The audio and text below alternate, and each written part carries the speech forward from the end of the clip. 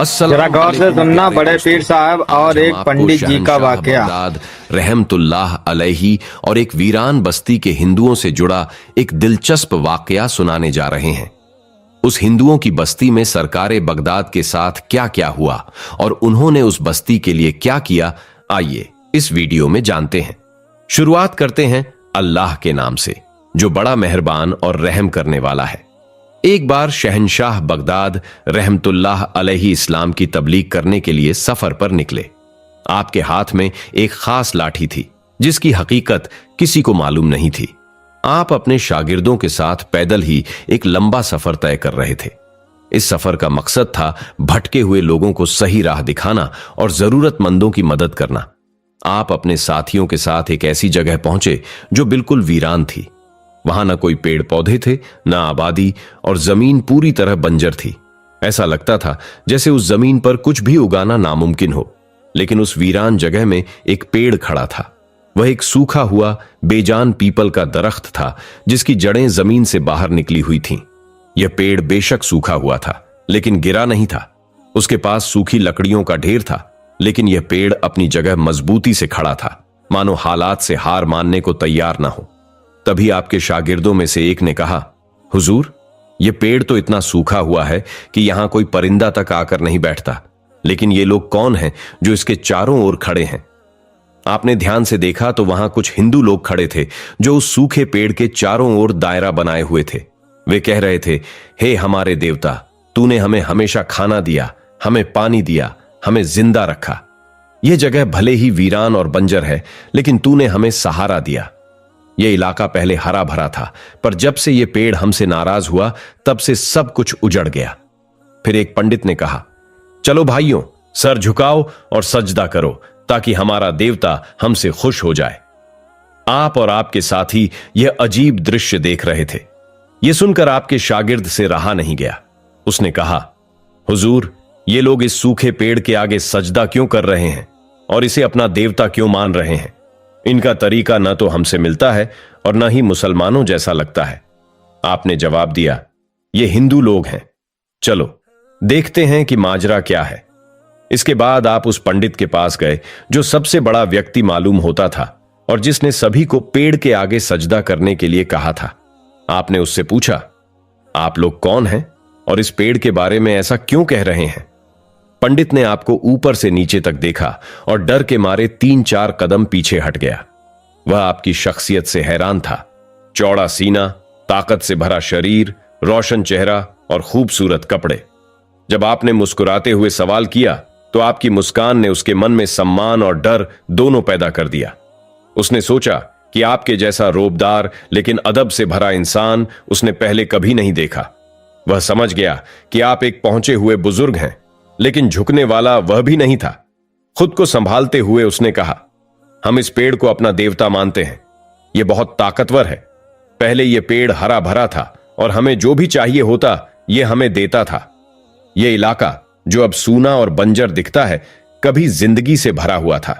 यहां लोग रहते थे, हर नस्ल के परिंदे चहचहाते थे, जानवर घूमते थे और हमारे घर यहीं पर बसे हुए थे। हमारे बड़ों ने यहीं से अपनी जिंदगी शुरू की थी। इस पेड़ की वजह से हमें हर जरूरत पूरी होती थी। चारों तरफ खुशहाली ही खुशहाली थी। फिर एक दिन यहां अचानक तबाही आ गई। एक काली आंधी ने सब कुछ उजाड़ दिया। हर चीज बर्बाद हो गई। लेकिन सबसे बड़ी विपत्ति तब आई जब हमारा यह देवता हमसे नाराज हो गया। इसके बाद पूरा इलाका सूख गया, वीरान हो गया और बंजर बन गया। हमारे देवता ने अपने पत्ते झाड़ने शुरू कर दिए। मेरे बाप दादा बताते थे कि जब यह पेड़ अपने पत्ते झाड़ने लगे तो इसका मतलब है कि यह हमसे नाराज है और यह तो हमारा देवता है जो हमसे खफा हो गया। हम इसे मनाने की हर मुमकिन कोशिश कर रहे हैं, लेकिन यह हमारी बात नहीं सुनता। तब आपके शागिर्द ने पूछा, तो तुम्हारे लोग अब कहां गए? पंडित ने जवाब दिया, यहां पानी की कमी हो गई थी। जानवर भूख और प्यास से मरने लगे थे। इसी कारण हमारे लोग यहां से चले गए। अब हम एक दूसरी बस्ती में रहते हैं जहां एक नदी थी। उसी नदी के पानी से हमारा गुजारा होता था, लेकिन अब वह नदी भी सूख चुकी है। हम बड़ी मुश्किलों से तपती गर्मी में रेत पर चलकर दूर के इलाके से पानी लाते हैं, पर अब हमारे लोग थक चुके हैं। बच्चे बीमार पड़ रहे हैं। जानवर चारा न मिलने से दूध नहीं दे रहे और भूख से मर रहे हैं। हमारे बड़े इस पेड़ को मुकद्दस और बरकती मानते थे। हमने इससे बहुत फायदे उठाए हैं। आपने उसकी बात को बीच में रोककर पूछा, तो तुम्हें क्या लगता है यह मुकद्दस और बरकती पेड़ अब तुम्हारे लिए क्या कर सकता है? पंडित बोला, यह पेड़ हमारे लिए बहुत कुछ कर सकता है। यह हमें वही देता था जो केवल एक देवता दे सकता है। इसलिए हमने जान लिया है कि यही दरख्त हमें जिंदगी देने वाला है, हमारी खुशियां लौटाने वाला है, हमारे दुखों को मिटाने वाला है और हमारी हर दुआ सुनने वाला है। यही कारण है कि हम इसे मनाने और इससे मदद मांगने में लगे हुए हैं। शायद ये हम पर रहम कर दे। आप रहमतुल्लाह अलैहि ने सबकी बातें सुनने के बाद कहा, यह पेड़ जिसके आगे तुम सर झुका रहे हो तुम्हें कुछ नहीं दे सकता।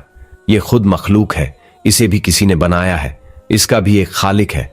सोचो यह तुम्हें जिंदगी कैसे दे सकता है? पंडित ने गुस्से में कहा, आप कैसी बातें कर रहे हैं? यह हमारा खुदा है। यह दरख्त हमें बीमारी से निजात देकर शिफा देता है। इसके अंदर से निकलने वाला पानी अमृत है और आप कहते हैं कि यह कुछ नहीं कर सकता। पंडित जिद पर अड़ गया। उसने यह तक नहीं सोचा कि आप कौन हैं। वह बोला, आप हमारी पूजा में रुकावट डाल रहे हैं और ऊपर से कहते हैं कि यह मुकद्दस पेड़ हमारा भला नहीं कर सकता। यह वही पेड़ है जिसने हम पर इतने एहसान किए हैं। मैं 80 साल का हो गया हूं और मेरे बुजुर्गों ने भी इसे माना है। पहले यह हरा भरा और खिला खिला था। अब जब यह सूख रहा है तो मैं इसे अपना खुदा ना मानूं? इसकी हिफाजत करना और इसका ख्याल रखना हमारा फर्ज है। आपने शांत स्वर में कहा, यह पेड़ सूख रहा है, यह खत्म हो रहा है और तुम इसकी हिफाजत कर रहे हो। इसे पानी देकर फिर से जान देने की कोशिश कर रहे हो।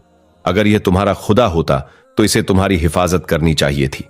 सोचो, जिसने तुम्हें बनाया है वही तुम्हारी रक्षा करता है। वह तुम्हें संवारता है। जब तुम बिगड़ते हो तो वही तुम्हें ठीक करता है और वह कभी खत्म नहीं हो सकता। याद रखो, जो चीज खत्म हो सकती है वह कभी खुदा नहीं हो सकती। इसीलिए तुम उससे मांगो जो सब कुछ देने वाला है, जो हमेशा से है और हमेशा रहेगा, जो शुरुआत से है और अंत तक रहेगा। पंडित ने कहा, वह कौन है जिसके बारे में आप बात कर रहे हैं? हमें तो हमेशा से यही दरख्त पालता आया है।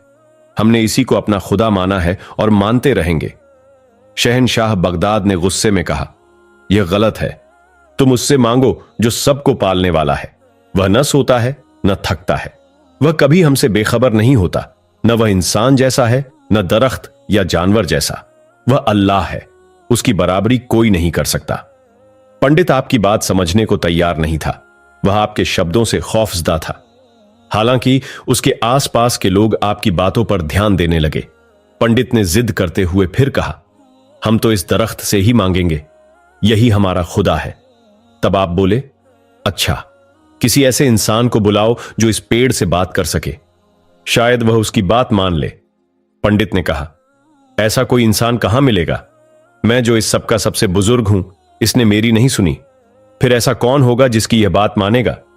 आपने जवाब दिया, अगर मैं इससे बात करूं तो तुम्हें बुरा तो नहीं लगेगा? पंडित, जो पहले से ही आपसे नाराज था, बोला, आप कौन होते हैं? यह आपकी बात क्यों मानेगा? आपने कहा, मैं कौन हूं इससे फर्क नहीं पड़ता। मुझे इसकी नाराजगी की वजह जानने दो, शायद मैं इसे मना सकूं। पंडित ने आपको रोकने की कोशिश की, लेकिन उसके थके हुए साथी बोले, आप कोशिश करें। अगर आपने इस पेड़ को मना लिया तो हम आपकी बात मानेंगे। आपने मुस्कुराते हुए कहा, ठीक है, लेकिन पहले मुझे नमाज पढ़ने दो। सब हैरानी से आपको देखने लगे, सोच रहे थे कि आखिर नमाज क्या है। आपने उन सभी के सामने नमाज की नियत की और कुछ समय तक नमाज पढ़ी। फिर अल्लाह ताला से दुआ की, या रब्बे दो आलम, तेरा कर्म हर जगह चलता है, तू हर जगह है, तेरा अस्तित्व हर जगह है, तू सीमाओं से परे है, तेरी कोई सीमा नहीं। हर पेड़ को तू उगाता है, खिलाता है, फल देता है और पानी प्रदान करता है। तू ही है जो तेरे दीन को जीवन देने के लिए जिम्मेदार है। हमने यह सफर इसलिए शुरू किया है ताकि तेरा दीन हमेशा जिंदा और ऊंचा रहे। मैं तुझसे दुआ करता हूं उस इस्लाम के लिए जिसे तेरे प्रिय नबी सल्लल्लाहु अलैहि वसल्लम ने अपने मजबूत कंधों पर उठाया और उसे संभाला। या अल्लाह, इस्लाम को हमेशा ऊंचा रखना। या रब्बे दो आलम, लोगों को शिर्क से बचा ले। ये दरख्त तुझसे मांग रहा है जो खुद तुझसे मांगता है। ये पेड़ भी तेरी बनाई हुई मखलूक है जिसे तूने ही जीवन दिया है। तू ही सबको जिंदगी देता है और ये पेड़ हमारे लिए फायदे का कारण बनता है, लेकिन ये लोग नहीं समझते कि सब कुछ तुझसे आता है। या अल्लाह, हमें सही राह दिखा दे, हमें दीन की ओर ले चल। इन लोगों को बता दे कि तू ही रब्बे रहमान है और हमें सिर्फ तेरी ही इबादत करनी है। हमें अपने आगे झुकने वाला बना दे और केवल तेरे ही आगे सिर झुकाएं। हम तेरे आगे दुआ मांगते हैं, हमें अपनी रहमत अता कर दे रब्बे रहीम। फिर आपने उठकर पंडित से कहा, गौर से देखो मैंने किससे दुआ मांगी। पंडित ने कहा, मुझे कोई नजर नहीं आ रहा। आपने उस दरख्त से ही मांगा होगा, हम भी उसी से मांग रहे हैं। आप मुस्कुराए और कहा, अब भी क्यों नहीं समझते? जानकर भी अनजान बन रहे हो। मैं उससे मांग रहा हूं जो एक है, जिसे कोई शरीक नहीं कर सकता। वह पाक है। मैंने उससे कैसे दुआ मांगी है जो सबका पालनहार है, जो हर प्रार्थना सुनता है। उसके सिवा कोई और नहीं सुनता, वही सबको देता है। उसे किसी ने नहीं बनाया, बल्कि उसने ही सबको बनाया है, मिट्टी से, आग से, नूर से। पंडित की जिद अभी खत्म नहीं हुई थी। उसने कहा, क्या आप कोई करिश्मा या जादू करना चाहते हैं? आपने उसकी बात अनसुनी कर दी और उसके लोगों से कहा, क्या तुम चाहते हो कि तुम्हें पानी मिले और तुम्हारे गांव की नदी फिर से बहने लगे? तो मैं तुम्हें उस शक्ति का दर्शन कराता हूं जो मेरी नहीं बल्कि उस रब की है। हां, मैं उसके आदेश से यहां तुम्हारी सेवा के लिए हूं, आपकी मदद के लिए यहां हूं। वे पहले ही बहुत परेशान और दुखी थे, प्यासे थे। उन्होंने कहा, जी हां, अब आप जो चाहें कर सकते हैं, बस हमारी समस्या को सुलझा दीजिए। उन हिंदुओं की बात सुनकर आपके दिल में इंसानियत का भाव जागा। आपके हाथ में जो लाठी थी, उस लाठी से आपने इस मिलाही पढ़ते हुए उस सूखे बेजान नाकारा दरख्त की ओर इशारा किया। उस लाठी से ऐसी रोशनी फूटी कि वहां खड़े सभी पुजारी हैरान थे। बिना किसी बात के सिर्फ इशारे से नूर की किरण पड़ते ही वह दरख्त हरा भरा हो गया, जैसे ऐसा कभी था ही नहीं। इतना ही नहीं, जल्दी ही उस पेड़ के करीब जो सूखी नदी थी, उसमें भी पानी आ गया। पानी की एक साफ शफाफ नदी दरख्त के आसपास बहने लगी। सब पुजारी यह समझने में असमर्थ थे कि यह कैसे संभव हुआ। आपने कहा, जाओ अच्छे से पानी पियो, बरसों की प्यास बुझाओ। बीमार लोग ठीक होने लगे, जो चल नहीं सकते थे वे चलने लगे, जिनके शरीर पर घाव थे वे भर गए। कुछ ही समय में वह वीरान इलाका हरा भरा हो गया। खेत खलियान उठे और वह जगह जो दशकों से बंजर थी, मिनटों में एक घना जंगल बन गई। प्यासे लोग जब पानी पी चुके तो कहने लगे, हमने तो कभी इतना मीठा और स्वादिष्ट पानी नहीं पिया है। हमने तो पहले इस दरख्त के पास इस तरह से पानी की नदी बहते नहीं देखी। ये कैसा पानी है और कहां से आया है? सैयदना शेख अब्दुल कादिर जिलानी फरमाने लगे, ए अल्लाह के बंदो, इस बात की खोज में ना रहो कि यह पानी कहां से आ रहा है। समझ लो कि देने वाला कोई इंसान नहीं है। यह सब कुछ देने वाली वही पाक जात है जो तुम्हारा और मेरा रब है। उन्होंने कहा, आप जो पढ़ रहे थे वह क्या था? आपने कहा, वह इबादत है, असली इबादत जिसे नमाज कहते हैं। दरख्तों के आगे हाथ जोड़कर पूजा करना, उन्हें मनाना कोई बड़ी बात नहीं है।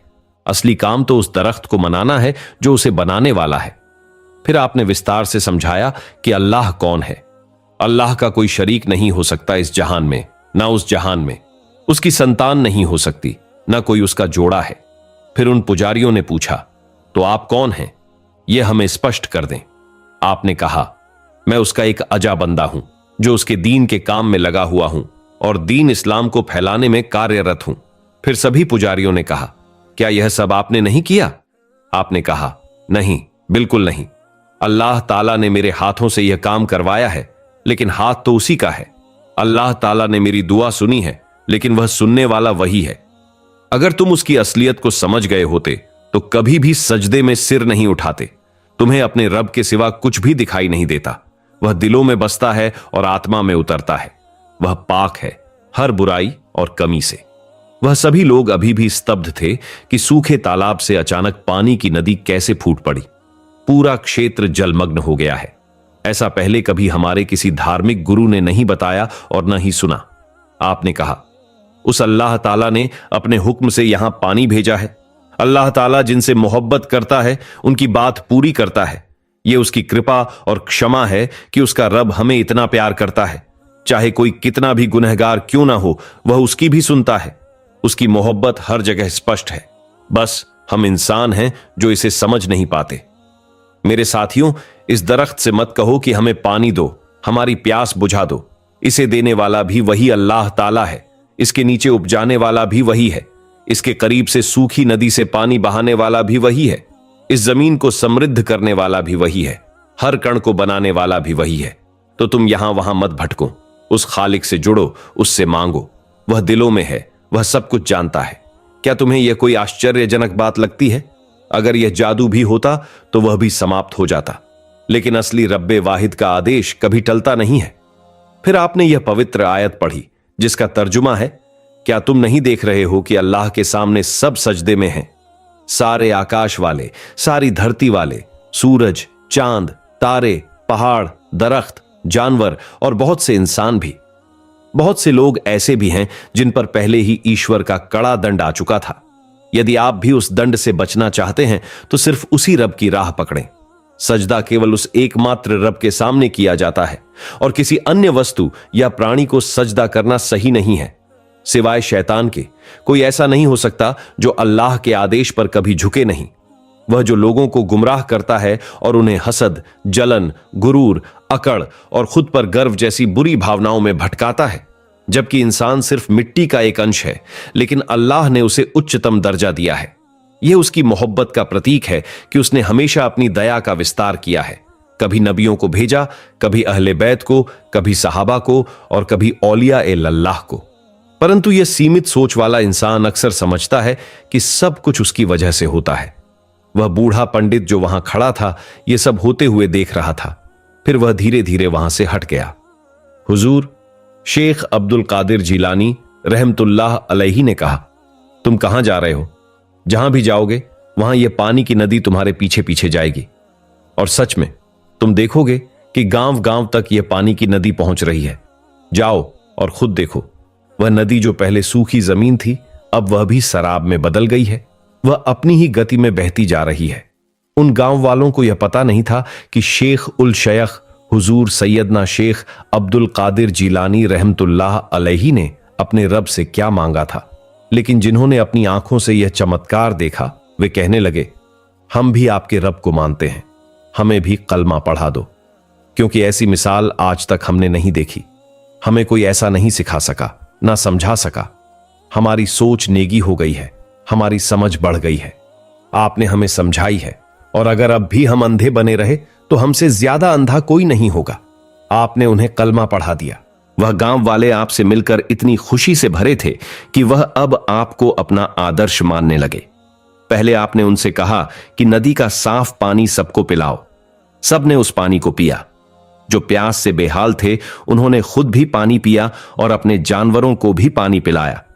उस पानी की ऐसी खासियत थी कि जो भी उसे पीता उसे महसूस होता जैसे उसकी वर्षों की प्यास बुझ रही हो। उस पानी ने जानवरों को स्वस्थ कर दिया और वे बकरियां जो दूध नहीं देती थीं, हड्डी का ढांचा बन चुकी थी, अब मोटी, ताजा और दूध देने लगीं। बच्चे खुशी से गाने लगे। उन्हें तो वर्षों बाद यह खुशी मिली थी। फिर सैयदना शेख अब्दुल कादिर जिलानी रहमतुल्लाह अलैहि ने उन लोगों से कहा, जाओ और अपने लोगों को बताओ कि यह क्यों हुआ है। वह लोग अपने घर वालों के पास गए और उन्हें बताया कि ये अल्लाह वाले हैं, दरवेश हैं, और उनकी दुआ से आज हमारे दरख्त हरे भरे हो गए। सिर्फ दरख्त ही नहीं, बल्कि यह पानी की नदी और हरी भरी वादियां भी इन्हीं की दुआ का असर है। लोग कहने लगे कि क्या ये देवता हैं, क्योंकि ऐसा तो कोई देवता ही कर सकता है। लेकिन उन्होंने कहा, ये अल्लाह के वली हैं और अल्लाह के प्यारे हैं। अल्लाह पाक इनकी दुआ को रद्द नहीं करता है।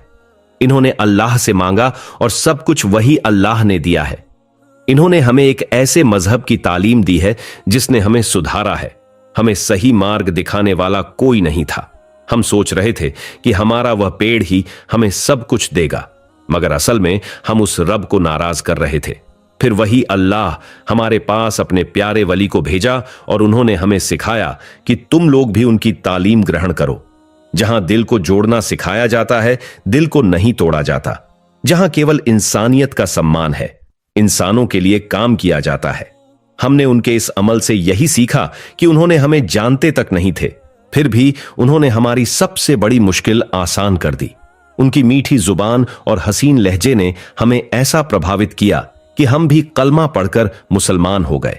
अब समझ में आया कि जिंदगी का असली मकसद दूसरों की भलाई करना है, इसलिए तुम भी उनके दीन को अपना लो। गांव वालों की गवाही सुनकर उनके दिल से हर राग समाप्त हो गया। सबने वादा किया कि अब हम किसी और की पूजा नहीं करेंगे सिवाय अल्लाह ताला के। वह बूढ़ा पंडित भी जब कुछ नहीं कर पा रहा था, उसने अपनी आंखों से आपकी सच्चाई देखी और उसने खुद ही सजदा कर लिया। उसने कहा, मैंने सजदा किया उस अल्लाह के आगे जिसके आगे आप सजदा करते हैं, बस आप मुझे भी कलमा पढ़ा दें। फिर शहंशाह बगदाद रहमतुल्लाह अलही ने उसे भी कलमा पढ़ा दिया और उस गांव से पानी कभी खत्म नहीं हुआ। सुभान अल्लाह। आइए एक वाकया और सुनते हैं बिस्मिल्लाह रहमान रहीम। मेरे मोहतरम अजीज दोस्तों, अस्सलाम वालेकुम। दोस्तों, मैं आपके सामने हुजूर गौसे पाक रहमतुल्लाह अलैह की करामत में से एक निहायत ही खूबसूरत वाकया लेकर आपके सामने हाजिर हुआ हूं। इस वाकये को मुकम्मल तौर पर समझने के लिए इसे आखिर तक जरूर देखिए। प्यारे दोस्तों, बगदाद के मज़ाफाक में एक औरत रहती थी। उस औरत का शौहर का इंतकाल हो गया था और उसका एक ही इकलौता बेटा था। अल्लाह की मर्जी से वह बच्चा बहुत सख्त बीमार हो गया। उस औरत ने अपने बेटे का बहुत इलाज करवाया, बड़े बड़े तबीब के पास लेकर गई, मगर कहीं भी कोई सेहतयाबी नसीब नहीं हुई। वह औरत बहुत परेशान रहने लगी क्योंकि उसके बेटे की हालत दिन पर दिन बिगड़ती जा रही थी। उस औरत का इस दुनिया में उसके बेटे के अलावा और कोई भी नहीं था। दोस्तों, जब वह औरत तबीबों और हकीमों से बेजार हो गई तो किसी ने उसे बताया कि बगदाद शरीफ में एक अल्लाह के वली रहते हैं, वह बहुत मशहूर हैं। अपने बेटे को उनके पास ले जाओ ताकि वह तुम्हारे बेटे के ऊपर दुआ पढ़ सके और तुम्हारे बेटे को वह अल्लाह के वली की दुआ से शिफा मिल जाएगी। वह औरत अपने बच्चे को लेकर उस नेक अल्लाह के वली के खानकाह की तरफ चल पड़ी, मगर रास्ते में ही उसके बेटे की तबीयत बिगड़ गई और वह बेहोश हो गया। यह औरत हैरान और परेशान अपने बेहोश बेटे के पास बैठी थी कि वहां पर उसे एक आदमी मिला। उसने कहा, ऐ बीबी, तुम कहां जा रही थी और यहां इस तरह परेशान क्यों बैठी हो? उस औरत ने कहा कि उसका बच्चा बहुत बीमार है और वह अपने बच्चे को दम करवाने के लिए बगदाद में मौजूद एक बुजुर्ग के पास लेकर जा रही थी, मगर बदनसीबी से उसके बच्चे की हालत बहुत खराब हो गई है। उस शख्स ने उस औरत से कहा, मेरी बहन, तुम हिम्मत मत हारो और इस बच्चे को लेकर किसी न किसी तरीके से उस वली अल्लाह के पास पहुंच जाओ। तुम्हारी बात जरूर बन जाएगी और मुझे यकीन है कि तुम बामराह होकर लौटोगी, क्योंकि उन बुजुर्ग की विलायत की हर तरफ धूम मची हुई है और उनकी निगाह करम से बहुत लोग शिफा पा चुके हैं। उस औरत के दिल में एक उम्मीद की किरण रोशन हुई और वह अपने बेटे को लेकर किसी ना किसी तरीके से उस वली अल्लाह के खानकाह तक पहुंच गई। जब वह औरत दरबार में गई तो उस वली अल्लाह ने उस औरत के बेटे को देखकर कहा, ऐ बीबी, अब इस बच्चे का कुछ नहीं हो सकता क्योंकि यह बच्चा अल्लाह को प्यारा हो चुका है। तुम अल्लाह की रजा में राजी हो जाओ और सब्र से काम लो। बेशक अल्लाह ताला सब्र करने वालों के साथ है। हम सबको अल्लाह की तरफ ही लौट कर जाना है। लेकिन दोस्तों, उस औरत के लिए यह एक बहुत बड़ी बुरी खबर थी। यह खबर उसका दिल पर पहाड़ बनकर गिरी। वह यह सदमा बर्दाश्त नहीं कर पा रही थी। वह परेशानी के आलम में चीखती चिल्लाती और रोती हुई खानकाह के बाहर निकली। दोस्तों, उसी वक्त एक बहुत प्यारा और पुरानी सूरत वाला बच्चा उस औरत के पास आया। उसने औरत से रोने का सबब पूछा। औरत ने बच्चे से कहा, ऐ नूरानी सूरत वाले बच्चे, तुम्हारा क्या नाम है? उस बच्चे ने कहा, मेरा नाम अब्दुल कादिर है और मैं जिलान से यहां दीन की तालीम हासिल करने के लिए आया हूं। आप बताइए कि आप क्यों रंजीदा खड़ी हैं? वह औरत उस बच्चे को गमजदा होकर अपना सारा मांजरा बता देती है। वह कहती है कि कैसे उसका बच्चा बीमार हुआ और कैसे वह एक बुजुर्ग के पास अपने बेटे को लेकर पहुंची ताकि उनकी दुआ से उसे शिफा मिल जाए, मगर उन तक पहुंचने से पहले ही उसका बच्चा रास्ते में ही दम तोड़ गया और बीमारी ने उसकी जान ले ली। वह औरत रोते जा रही थी और उस नूरानी सूरत वाले बच्चे से रोते हुए कहने लगी कि अब मैं अपने बच्चे के बगैर कैसे जिंदा रहूंगी। उस खातून की यह दुख भरी हालात देखकर और उसकी यह गमजदा गुफ्तगू सुनकर उस बच्चे अब्दुल कादिर जिलानी, जिसे बाद में दुनिया ने हुजूर गौस आजम रहमतुल्लाह अल के नाम से पहचाना, आपको बहुत रंज पहुंचा। आपने अपनी रहमत भरी जबान से ये अल्फाज अदा किए कि ए मोहतरमा, आपका बेटा तो मरा ही नहीं है, बल्कि देखिए तो वह जिंदा है, और यह देखो वह हरकत भी कर रहा है। वह दुख भरी मां हैरत के साथ गौसे पाक रहमतुल्लाह अल को देखती रह गई। फिर दूसरी जानिब अपने बच्चे को देखा तो उसके बच्चे की लाश में हरकत पैदा हुई। जब उस औरत ने गौर से देखा तो उसके बेटे की सांसें भी चलना शुरू हो गई थीं, माशा अल्लाह, और वह बच्चा अपने हाथ पैर भी हिलाने लग गया था। दोस्तों, जब उस औरत को यकीन हो गया कि उसका मरा हुआ बेटा जिंदा हो गया है, तो उस औरत ने उस नन्हे मुंहे गौसे पाक रहमतुल्लाह अल से पूछा, क्या आप रहमतुल्लाह अल ने मेरे बच्चे को जिंदा किया है? यह तो मुर्दा हो गया था और उसकी सांसें मेरे सामने ही टूट चुकी थीं, उसके सामने ही दम तोड़ा था। यह कैसे मुमकिन है कि यह दोबारा जिंदा हो गया है? कैसे उसकी सांसें बहाल हो गई हैं? तो हुजूर गौसे पाक रहमतुल्लाह अल ने फरमाया, अल्लाह ताला के हुक्म से यह बच्चा जिंदा हो गया है। आपका गम देखकर मुझको बर्दाश्त नहीं हुआ, तो बस मैंने अल्लाह ताला से दुआ की कि ऐ रब्बे करीम, इस दुखियारी मां के सीने की आग को बुझा दे। यह अपने बच्चे की जुदाई से तड़प रही है। या अल्लाह, तू इसे खुशी दे दे। तू सब कुछ कर सकता है। तू तमाम जहानों का मालिक है। तू तमाम जहानों पर कर्म फरमाने वाला है। तेरे यहां कोई बात नामुमकिन नहीं है। ऐ मेरे अल्लाह, दुआ से तो तकदीर भी बदल जाती है। मैं अब्दुल कादिर तुझसे दुआ कर रहा हूं, अगर तू चाहे तो इसकी खुशियां इसे लौटा दे। ऐ मेरी बूढ़ी अम्मा, यह दुआ मैंने अल्लाह ताला से की और अल्लाह ताला ने मेरी दुआ को कबूल कर ली, और अब आपका बेटा आपके हाथ में सही सलामत है। देखिए किस तरह खुश और सेहतमंद है। इसकी बीमारी भी दूर हो गई है। दोस्तों, इसी अनान में वही बुजुर्ग जो अंदर मौजूद थे और जिन्होंने उस खातून को वापस भिजवा दिया था, वो दौड़ते हुए बाहर आ गए और उस औरत के मुर्दे बच्चे को जिंदा देखकर वो मामले की इनायत को समझ गए और गौसे पाक रहमतुल्लाह अलैह की तरफ मुतवज्जह होकर कहने लगे, यह बच्चा तो मर चुका था। तुमने अल्लाह ताला से दुआ की तो देखो, यह बच्चा फिर से जिंदा हो गया। तुम ऐसा क्यों कर रहे हो? लोग तो इस बात को हरगिज नहीं मानेंगे। तुम क्यों अभी से अपने जलवे दिखा रहे हो? यह कहकर वह बुजुर्ग गौसे पाक रहमतुल्लाह अल के पीछे दौड़े। उनके हाथ में छड़ी थी, जो वे मारने के लिए नहीं बल्कि डराने के लिए थी।